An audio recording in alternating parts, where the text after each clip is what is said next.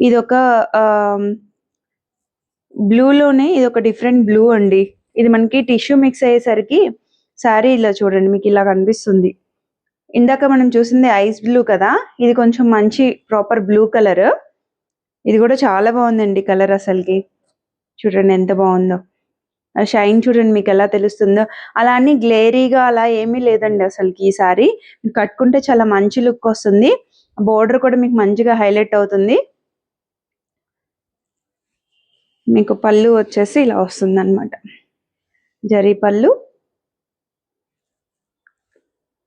and blouse వచ్చేసి మీకు ఇలా ఆల్ ఓవర్ బుటీ బ్లౌజ్ వస్తుంది